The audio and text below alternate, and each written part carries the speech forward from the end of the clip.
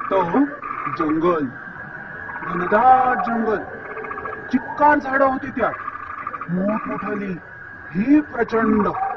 वड, पिंपळ, आंबा, फणस अशी कितीतरी. एवढी दाटी होती झाडांची की दुपारी सुद्धा जंगलात ऊन उतरत नसे. सगळीकडे अगदी थंडगार सावली असायची.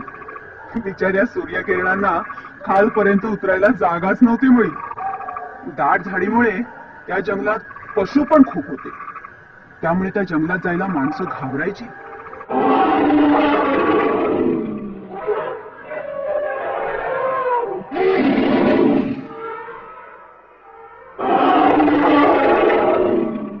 जंगलाच्या एका बाजूला होतं एक मोठं तळ आणि दुसऱ्या बाजूला होती थोडीशी वस्ती, म्हणजे माणसांची घरं होती. माणसं बिचारी अगदी घाबरून राहायची, जीव मुठीत धरून राहायची. न जाणू एखादा वाघ कोल्हा आला तर त्या वस्तीत एक म्हातारी राहायची. खूप देठ आणि हुशार होती म्हातारी. या म्हातारीला एक मुलगी होती.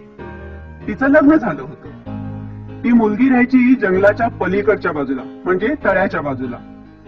म्हातारीला आपल्या लेकीची आठवण झाली ना की म्हातारी जायची आपल्या लेकीला भेटायला. असंच एकदा खूप दिवस झाले, म्हातारीला आली आपल्या लेकीची आठवण. एक दिवस झाला, 2 दिवस झाले, लेकीची जास्तच आठवण यायला लागली. मग तिने ठरवलं की आता लेकीला भेटायला जायचं. मग तिने एक पिशवी घेतली आणि त्यात आपलं सामान सुमान भरलं. सामान म्हणजे काय तर कपडे आणि नातवंडांना खाऊ, आणि निघाली. आजूबाजूच्या लोकांना सांगितलं, बाबांनो जरा 2-4 दिवस लेकीकडे जाऊन येते, खूप आठवण येते, माझ्या घराकडे लक्ष ठेवा हं. आणि निघाली म्हातारी. हळूहळू चालत चालत निघाली आपली. जंगलात शिरली.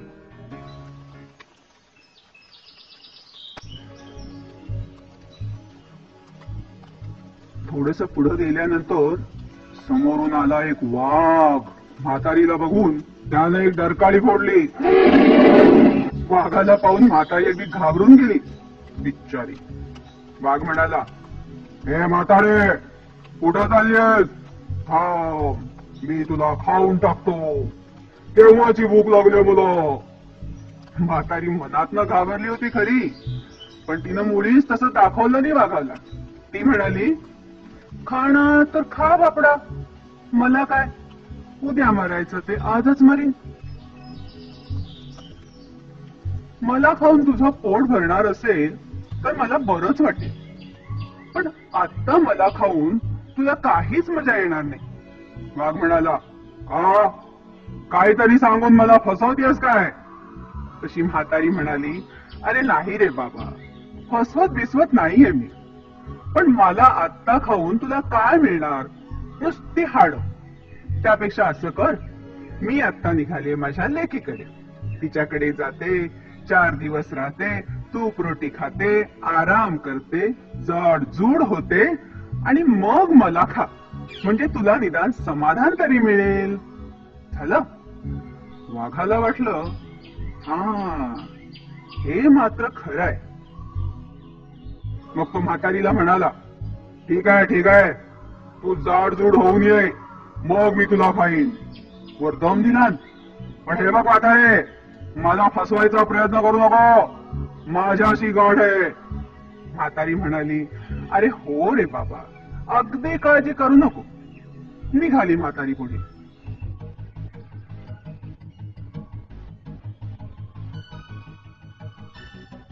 आणखी थोडस चालून गेल्यावर तिला भेटला एक लांडगा. म्हातारीला बघून लांडग्याच्या सुद्धा तोंडाला पाणी सुटलं बरं का. त्याने तर खूपच दिवसात माणूस खाल्ला नव्हता. त्याला वाटलं या म्हातारी समोर उभं राहून नुसतं ओरडलं तरी म्हातारी घाबरून मरून जाईल. तो म्हातारी समोर जोरात ओरडला, पण म्हातारी कसली खमकी, उभी तशीच्या तशीच, काही वेले नाही. तो म्हणाला, म्हातारे बरं झालं तू आलीस, मी आता तुला खाऊन टाकतो. आपली म्हातारी मुळीच घाबरली नाही. तिनं वाघाला जसं सांगितलं होतं ना तसंच लांडग्याला पण सांगितलं. की मला आत्ता खाऊन तुला काय मिळणार, नुसते हाड.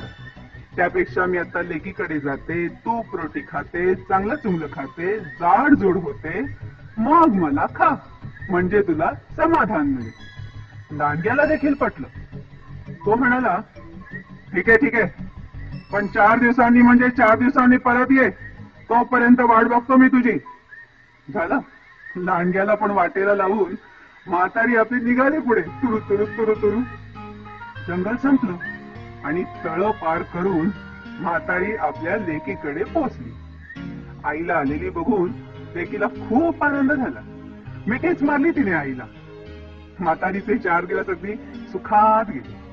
रोज वेगवेगळे पदार्थ खाऊन, विश्रांती घेऊन म्हातारी अगदी टुणटुणीत झाली.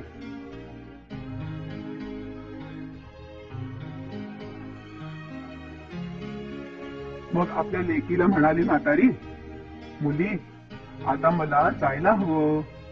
4 दिवस राहिले, बरं वाटलं, आता जाते. जगले वाचले तर पुन्हा भेटू. लेक म्हणाली, आई असं का ग बोलतेस? वाईट वाटलं तिला. मग म्हातारीने जंगलातली सगळी हकीकत आपल्या लेकीला सांगितली. लेक म्हणाली, हत्तीच्या, एवढंच ना, मी करते एक युक्ती. हुशार म्हातारीची हुशार लेकी. तिने काय केलं, एक मोठा लाल भोपळा घेतला, तो पोखरला.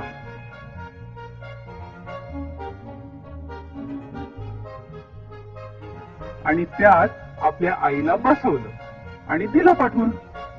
भोपळा लागला जायला गडगड गडगड गडगड गडगडत. जंगलात शिरला. लांडगा वाटच बघत होता. त्यानं पाहिलं की एक भोपळा गडगडत येतोय. तो ओरडून विचारू लागला, ए भोपळ्या, म्हातारी पाहिलीस काय कुठे? म्हातारी म्हणाली, म्हातारी बितारी मला नाही ठाऊक, चल रे भोपळ्या टुनुक टुनुक. भोपळा जोरात पळायला लागला.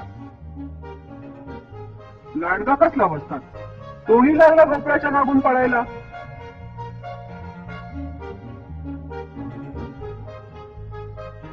तेवढ्यात समोरून आला वाघ.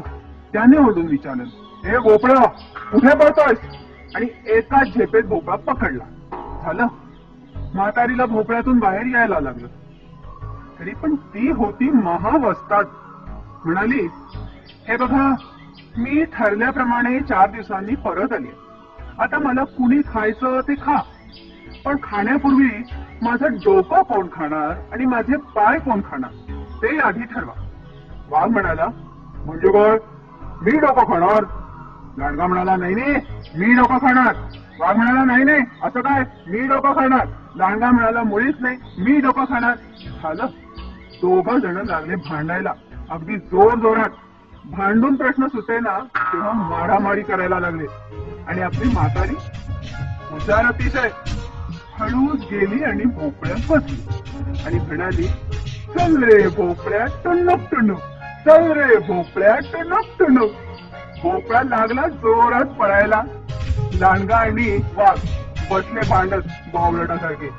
भोपळा मात्र पळाला पळाला पळाला पळाला आणि जंगलाबाहेर म्हातारीच्या घरी येऊन थांबला. अशा रीतीने म्हातारी आपल्या घरी सुखरूप येऊन पोचली. बघितलं मुलांनो, न घाबरता थोड्याशा हुशारीने कितीही मोठ्या संकटावर कशी मात करता येते ते.